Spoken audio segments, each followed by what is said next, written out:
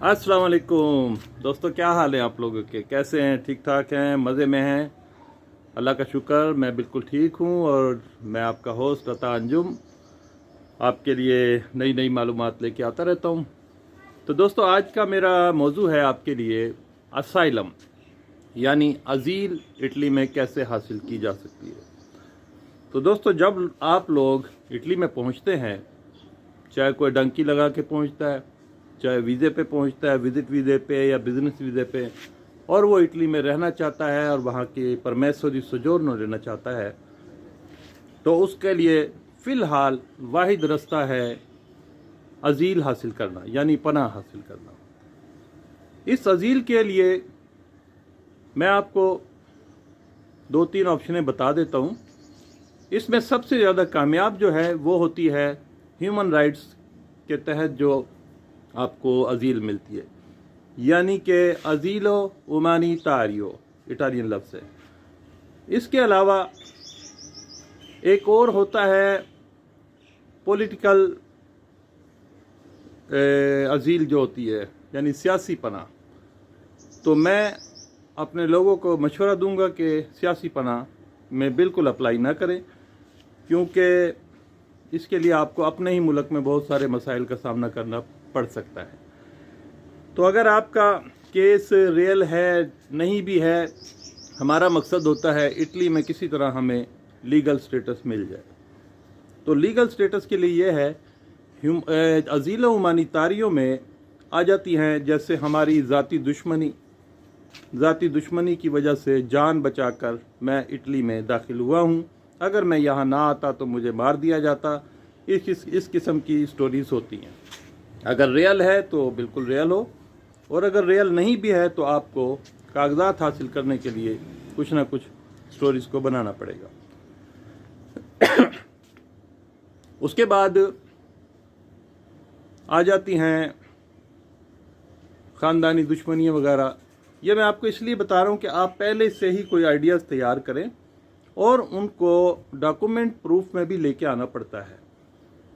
सबसे पहले तो जब आप अजील अप्लाई करेंगे तो आपने किसी अनजान आदमी को अजील अप्लाई करने के लिए पैसे नहीं देने, क्योंकि वहाँ बहुत सारे इटली में ऐसे फ्रॉड हो रहे हैं जो पैसे ले लेते हैं कि जी मेरे ताल्लुकात हैं पुलिस में। कोई कहता है जी मैं बड़ी वाकफियत के थ्रू करा सकता हूँ। आपने कानूनी तरीका अख्तियार करना है। आप अगर किसी अच्छे वकील को वहाँ जानते हैं, चाहे आप किसी दोस्तों के ज़रिए जानते हैं, तो आपने वकील के पास जाना है और उससे कहना है कि जी मुझे अजीलो हुमानितारियो दिलाएं। क्योंकि हर कोई पैसे लेता है, चाहे वो दुनिया का किसी भी मुल्क का वकील हो, उसे फ़ीस चाहिए। फ़ीस लेके वो अपनी काबिलियत पे आपको वो जो है स्टे है आपको वहाँ दिलवाएगा। बाकी जो डॉक्यूमेंटेशन उसे चाहिए होगी, उसमें हमारे लिए सबसे पहले जो वहाँ की पुलिस पूछती है, उसमें पूछती है FIR का दर्ज होना।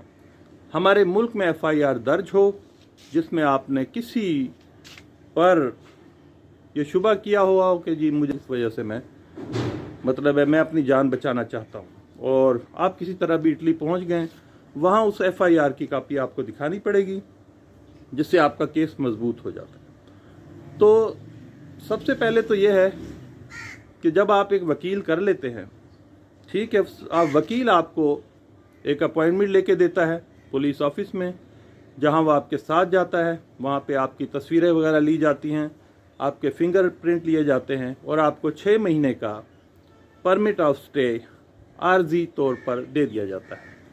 उस परमिट ऑफ स्टे पे आप 6 महीने के लिए लीगल हो जाते हैं, और जो पहला परमिट ऑफ स्टे मिलता है वो एक वाइट रंग का पेपर होता है जिस पे आपकी आइडेंटिफिकेशन वगैरह होती है, सारा कुछ होता है। उस 6 महीने के गुजरने के बाद जब आपको दूसरा परमिट देगा, वो भी आपने वकील के ज़रिए ही लेना है। वो आपका काम सॉलिड और मजबूत होगा। दोबारा फिर आपको रिन्यूअल देते हैं 6 महीने का, लेकिन उसमें पेपर का कलर चेंज हो जाता है, येलो कलर में आ जाता है। येलो कलर के अंदर ये होता है कि आपको वहाँ कानूनी तौर पे काम करने की भी इजाज़त मिल जाती है।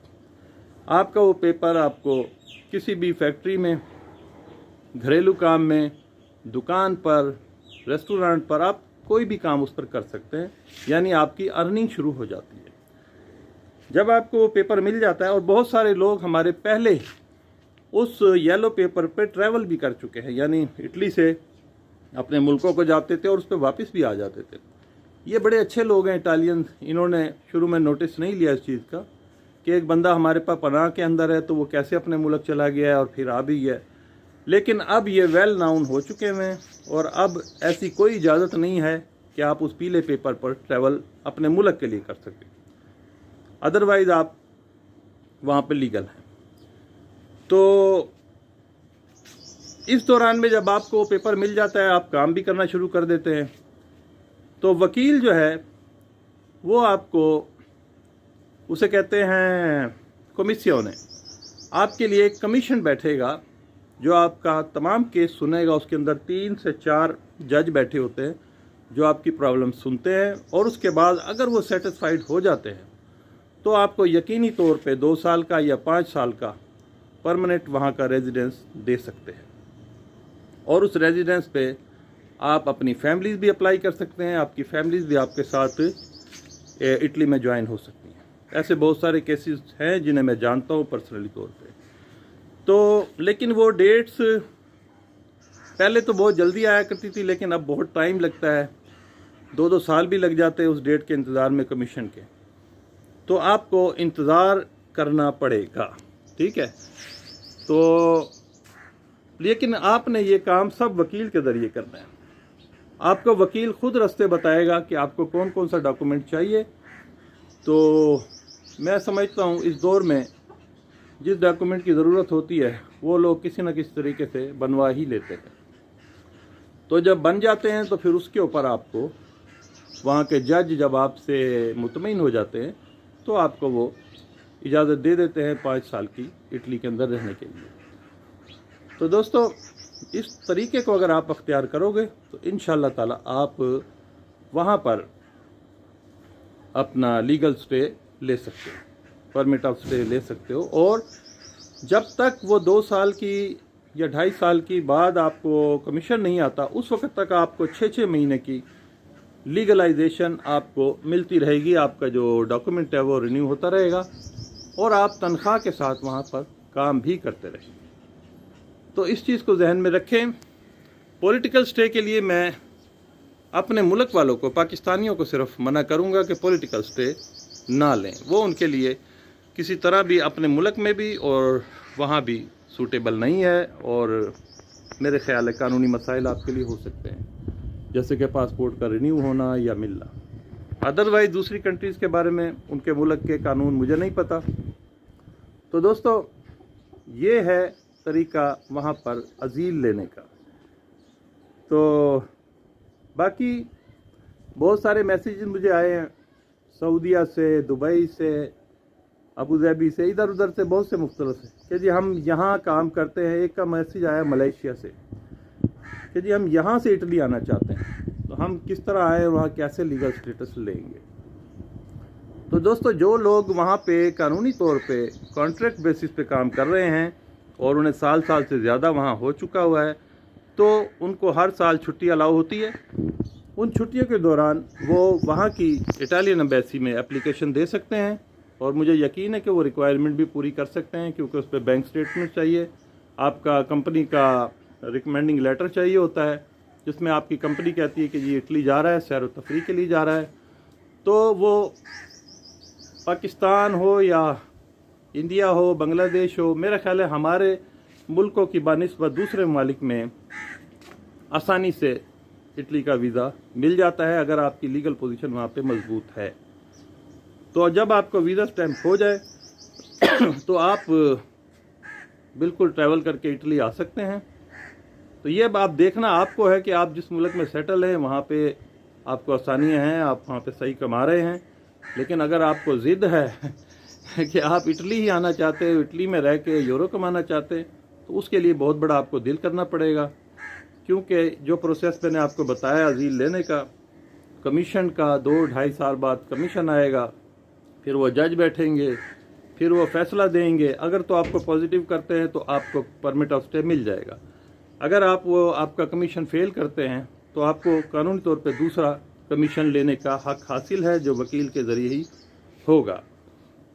दूसरे कमीशन तक भी अब पता नहीं वो दूसरा कमीशन में कितना टाइम लगता है, साल लगता है, 1.5 साल लगता है, उसका वेट करें। उसमें अगर आप कामयाब हो जाते हैं तो आपको अजीलो मिल जाएगी, यानी कि वहाँ की पनाह मिल जाएगी। और अगर दूसरे में भी आप फेल होते हैं, खुदा न खास्ता जज मुतमईन नहीं होते, तो फिर तीसरी अपील का भी आपको हक हासिल है। तो तीसरी अपील का वेट करें। बाज़ औक़ात ऐसे मेरे केसेस को जानता हूँ जो 2 अपीलों में फ़ेल हुए और तीसरी में उनको कन्फर्म हो गया, उनको दे दिया उन्होंने कार्ड वगैरह का। तो जो तीसरी में फ़ेल हो जाते हैं उसके लिए फिर इटली कानून में कोई गुंजाइश नहीं रहती। तो लेकिन इस दौरान में उनके 3-4 साल गुज़र जाते हैं और वो कमा भी सकते हैं, और उसके अलावा और भी बहुत सी ऑप्शंस हैं जिससे वो लोग लीगल हो जाते हैं वहाँ पे। तो बहरहाल जितनी बातें मैंने की, काइंडली इसको समझने की कोशिश करें। तो उन दोस्तों को जो दूसरे मुल्कों से इटली आना चाहते हैं वो भी यही तरीका अख्तियार करेंगे।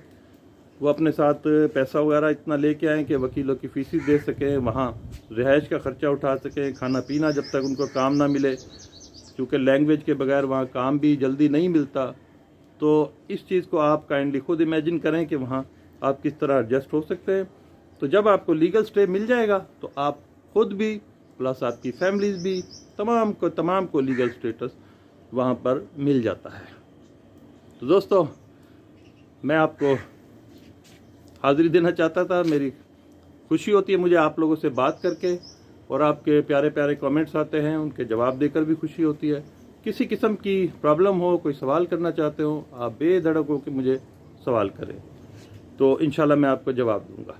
सिर्फ मेरी आपसे गुजारिश लास्ट में यह है कि आप प्लीज़ मेरे चैनल को सब्सक्राइब ज़रूर करें, ताकि अगली इन्फॉर्मेशन मैं आपको देता रहूं। प्लस इसे शेयर ज़रूर करें अपने अपने दोस्तों में, अपने अपने ग्रुप्स में, ताकि हो सकता है किसी का फ़ायदा हो जाए।